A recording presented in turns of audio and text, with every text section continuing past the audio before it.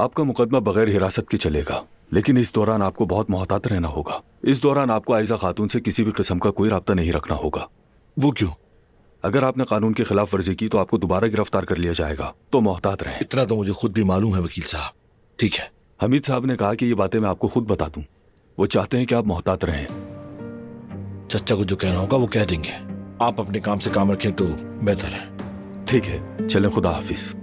अगर कोई मसला हो तो कॉल कीजिएगा। ठीक है,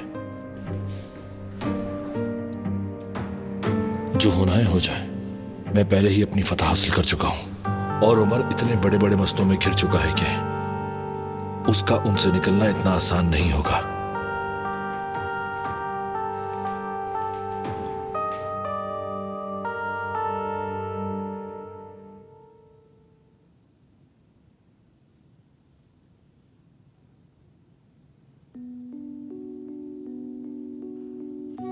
अरे जोया बेटी, इस जगह को देखकर तो मुझे घबराहट हो रही है। ओजान ऐसे घर में कैसे रहेगा? अम्मी, इसमें क्या है, घर ही तो है। और क्यों नहीं रह सकता? चारदीवारी है, छत है। मेरी बात सुनो, मैं भी जानती हूँ कि ये घर है। चारदीवारी छत होने का मतलब ये नहीं कि वहाँ जाके रह लिया जाए। और देखो, यहाँ तो हीटर तक नहीं है। तुम्हारा भाई तो इस तरह रहने का आदी ही नहीं।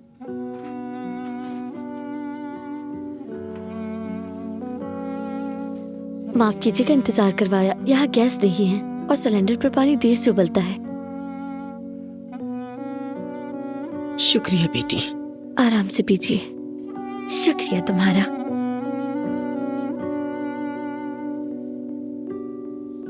जुमाना, ये मुझे जाने पहचाने लग रहे हैं। ये ओजान के रेस्टोरेंट के कप है जोया। ओजान ने जैंग से मंगवाए थे। हाँ सही, तुमने कहा तो याद आया। ये मेज और कुर्सियाँ भी कॉफी शॉप की ही है ना?